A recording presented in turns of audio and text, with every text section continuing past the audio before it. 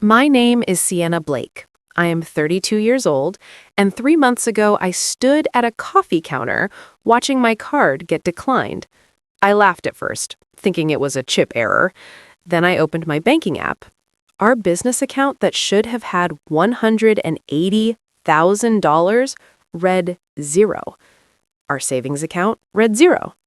Everything was gone. I drove home with shaking hands to find half the closet empty and a note on the kitchen counter.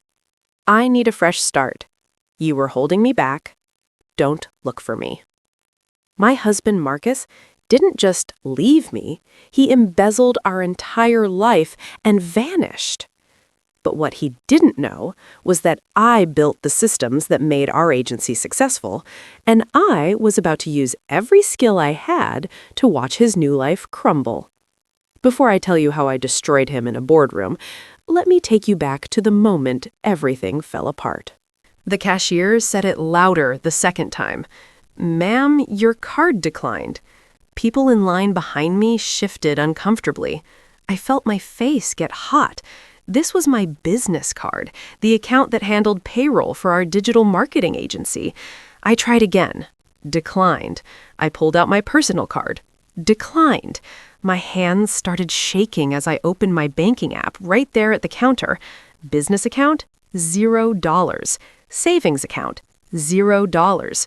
Joint checking, $0. I stumbled out of the coffee shop without my order, my vision blurring. This had to be a system error, some kind of bank glitch. We had $180,000 in that business account yesterday. I'd checked it before bed. I drove home, 15 miles over the speed limit, my mind racing through possibilities. Fraud, hackers, identity theft, anything but what I found when I opened the front door.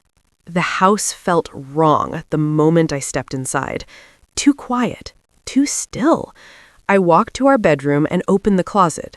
Marcus's side was half empty. His favorite suit's gone, his shoes missing, his gym bag that usually sat in the corner wasn't there. On the kitchen counter, I found his house keys next to a handwritten note on lined paper torn from a notebook. "I need a fresh start. You were holding me back. Don't look for me. Marcus." That was it? No apology, no explanation, just 9 words that ended 6 years of marriage.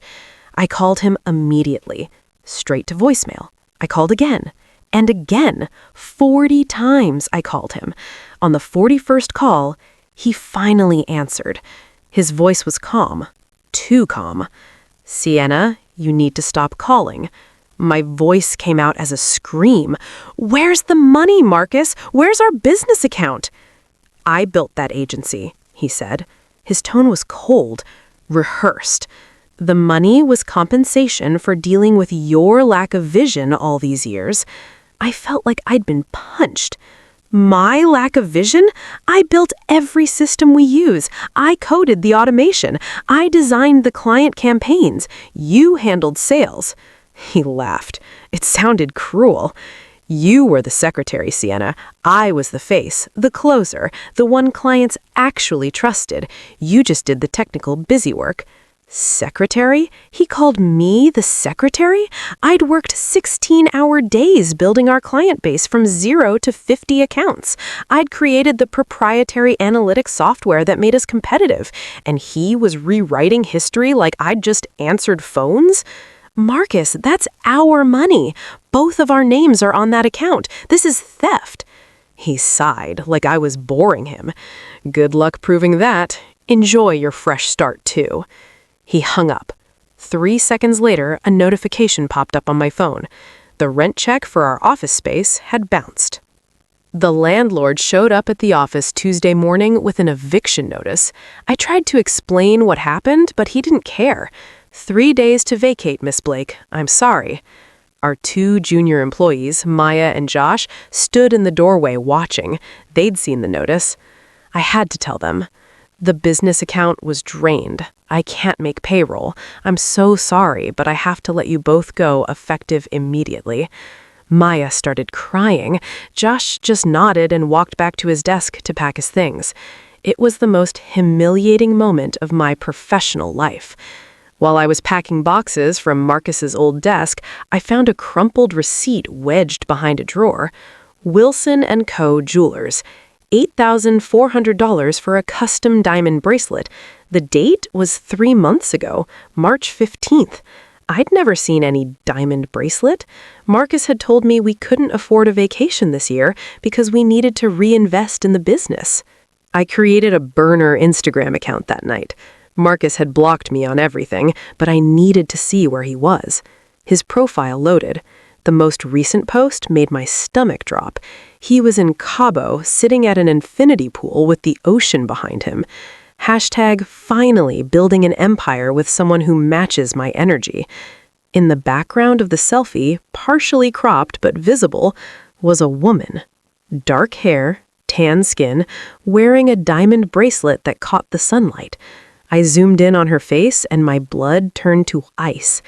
Vanessa Torres, our intern from 2 years ago, the college student I'd mentored, the one I taught Python and SQL to, the one who'd sat in my office crying about her abusive ex-boyfriend while I gave her advice and tissues. She was wearing the $8,000 bracelet my husband bought with our business money while telling me we were broke.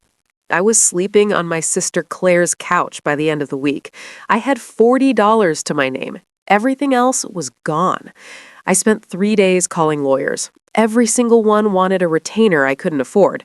$5,000, $10,000, $15,000 up front. And they all said the same thing. Marcus was smart. He'd move the money through shell companies. Tracing it would take months and cost a fortune I didn't have. Then I started losing freelance clients. 2 contracts canceled in 1 day. I called one of them, a VP I'd worked with for 3 years. "What happened?" I asked. Her voice got uncomfortable. "Sienna, I heard some concerning things about your business practices, financial irregularities. I can't risk our reputation." My hands went numb. "What did you hear? From who?" Silence. Then, "I'd rather not say. I'm sorry."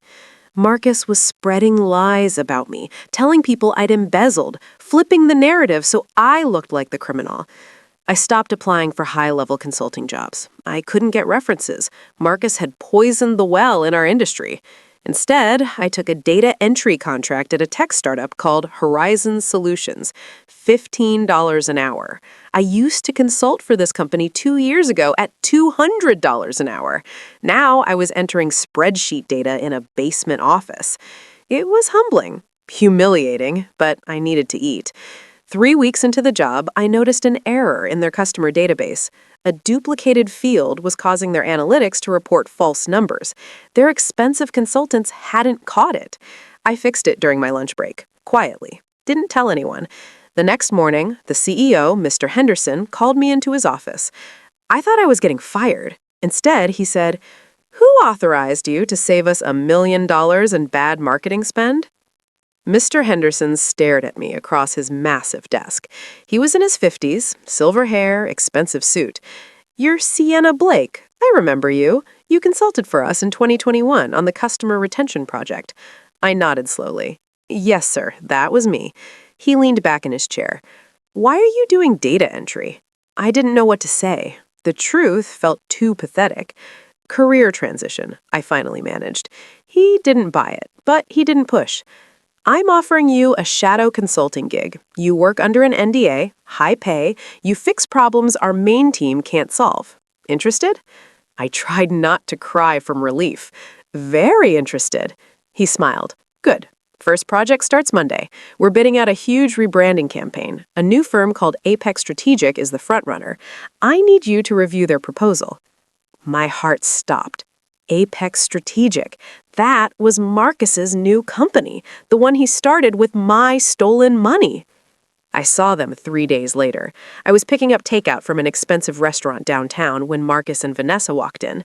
He saw me first. His face lit up with that cruel smile I was starting to recognize. "Sienna! Wow! Glad to see you found your level. Delivery girl now." His voice was loud. People at nearby tables turned to look. Vanessa's face went red. She looked at the floor. For a second, I saw shame in her eyes, but she didn't say anything, didn't defend me, just stood there holding Marcus's hand while he humiliated me.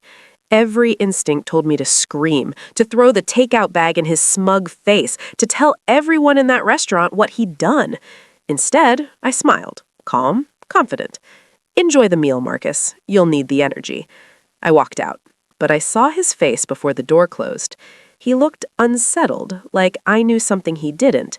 And I did. Mr. Henderson sent me Apex Strategic's proposal Monday morning. 93 pages. Glossy graphics, buzzwords on every page. Synergy, disruption, paradigm shift. I read it twice, taking notes. By page 40, I knew exactly what Marcus had done. He'd plagiarized my work.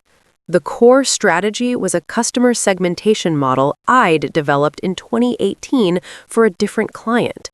It had worked brilliantly back then, but the market had changed. That model was obsolete now. If Henderson's company used it, they'd hemorrhage money. Marcus didn't understand the technical side. He never had. He'd always relied on me to build the actual systems while he took credit in client meetings. Now he was trying to sell a dead strategy to a Fortune 500 company because he didn't know any better. I looked at Henderson. This proposal isn't just bad. It's dangerous. If you implement this, your stock price will drop 15% in the first quarter. Henderson's expression turned serious. Prove it. I spent the next 48 hours building a counter-report. I broke down Marcus's proposal line by line. I showed the outdated assumptions. I demonstrated how the customer behavior patterns from 2018 no longer existed. I even found the exact blog post from 2019 where I'd published part of that model under my own name before Marcus and I got married. Marcus had plagiarized my own published work and didn't realize I could prove it. My report was 30 pages. Clean, technical, devastating. Henderson read it in silence. When he finished, he looked up at me with something like awe. "You just saved this company from a catastrophic mistake." He closed the folder. "The final pitch meeting is Friday. Apex and 2 other firms. I want you there as our external auditor. Can you do that?" I nodded. Absolutely. Thursday night, I used the advance payment from Henderson to buy a new suit. Navy blue. Professional, powerful. I looked at myself in the dressing room mirror. 3 months ago, I'd been destroyed, broke, sleeping on my sister's couch. Now, I was walking back into my field. Not as a victim, as an expert. Marcus posted on Instagram that night. I saw it on my burner account. "Closing the deal of the century tomorrow. Sorry to the haters." The photo showed him and Vanessa toasting with champagne. He looked so confident, so sure he'd won. I blocked the account. I didn't need to watch him anymore. Tomorrow, I would be the one watching. Claire asked me if I was nervous. I was making tea in her kitchen, my new suit hanging on the back of the door. "No," I said. "I'm not nervous. I'm the karma." She laughed, but I was serious. Tomorrow, Marcus would learn what happens when you steal from someone smarter than you. The conference room was all glass and steel, 20th floor overlooking the city. I arrived 30 minutes early with Henderson. We set up at one end of the long table. At exactly 9 a.m., Marcus walked in with Vanessa. He was wearing his most expensive suit. She carried his laptop bag like an assistant. They looked like royalty. Marcus started unpacking his presentation materials, confident, smiling, shaking hands with the board members filing in. Then the door opened one more time. I walked in from the side entrance and sat down next to Henderson. Marcus looked up. Our eyes met. The color drained from his face. All of it. He went white as paper. "What is she doing here?" His voice cracked. Henderson didn't even look up from his notes. "Sienna is our lead external auditor. She'll be reviewing all technical claims. Please proceed with your presentation." Marcus stared at me. I smiled back. Professional, cold. "Looking forward to your pitch, Marcus." Marcus fumbled with his laptop. His hands were shaking. The presentation finally loaded. He started talking, but he kept losing his place, stuttering, repeating himself. He was used to me being there. In the old days, I'd sit in the back during his pitches and feed him stats through text messages when he forgot numbers. Now he was alone. Vanessa tried to help, whispering prompts, but she didn't understand the material either. She'd only been an intern. By slide 4, Marcus was sweating. He kept glancing at me. I sat perfectly still, taking notes. The board members were getting restless. One of them checked his phone, another yawned. Marcus pushed through to slide 12, the one about projected ROI. With our proprietary algorithm, you'll see a 300% return on investment within 6 months. I raised my hand. The room went silent. Marcus, can you explain the algorithm you use to calculate that 300% figure? Marcus's face went red. It's proprietary, trade secret. I slid a folder across the table to Henderson. Actually, it's not proprietary. It's a deprecated customer segmentation model I published in 2018 under my maiden name, Sienna Hartley. Here's the original blog post with timestamps. Here's the archived version showing my authorship. And here's a technical analysis proving that applying this model to current market conditions will lose this company approximately 15% revenue, not gain 300%. The board members started whispering. One of them pulled out his phone and started searching for my old blog post right there. Marcus tried to speak. We adapted it. It's different now. I opened my laptop. Your presentation file has metadata showing it was created from a template I built in 2019. Would you like me to display the code comparison? Henderson closed his folder. His voice was ice. I think we're done here, Mr. Blake. The meeting ended. Marcus grabbed his things and rushed toward the elevator. I followed at a distance, staying professional. But in the lobby, he lost it. He spun around and screamed at me in front of security and office workers. You ruined everything. You're petty. You're bitter. You can't handle that I moved on. People stopped walking, stared, pulled out phones. He kept screaming. You were always jealous of my success. You rode my coattails for years. Vanessa stood behind him, her face pale. She was seeing him clearly for the first time. The mask was off. This was who he really was, a man who stole from his wife, blamed her for his failures, and screamed at women in public lobbies when things didn't go his way. 2 security guards approached. Sir, you need to leave the building. Marcus pointed at me one last time. This isn't over. I didn't flinch. Yes, Marcus, it is. They escorted him out. I walked to my car, shaking but victorious. The news traveled fast. By Monday, the entire industry knew Apex Strategic had bombed their pitch, lost the Henderson contract. The whisper started. Marcus's investors got nervous. They'd given him money based on his reputation and that one big contract he'd promised to close. Without it, Apex was just an expensive office and 2 people. The company started bleeding. Marcus had taken out loans to maintain his lifestyle, the Cabo trips, the luxury condo, the diamond bracelets. He'd been living like he was already rich, betting on that Henderson deal to come through. Now the loans were due, and he had no revenue to pay them back. I heard through mutual contacts that he'd started cold calling old clients, desperate, offering discounts, begging. Some of them called me to verify the rumors they'd heard about financial impropriety. This time, I told the truth. Everything. The stolen money, the forged transfers, the lies, the proof I had. Word spread. The IRS called me on a Wednesday morning. I'd filed an anonymous tip 2 weeks earlier about Marcus's shell companies, the ones he'd used to hide my stolen money.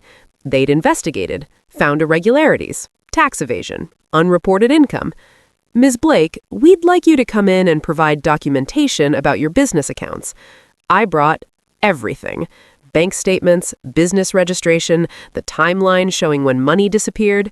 They listened. They took notes. They thanked me. 3 days later, Vanessa left him. She posted a video on Instagram. No filter, raw. I need to tell the truth about Marcus Blake. He lied to me. He told me his wife was abusive and controlling. He said she drained their accounts and blamed him, but I found out she was the one who built everything. He stole from her, and when I confronted him, he screamed at me the same way he screamed at her. I was wrong. I'm sorry, Sienna. The video went viral, over 2 million views in 48 hours. Mr. Henderson offered me a permanent consulting retainer, 6 figures annually, more money than I'd ever made with Marcus. I signed a lease on a new apartment.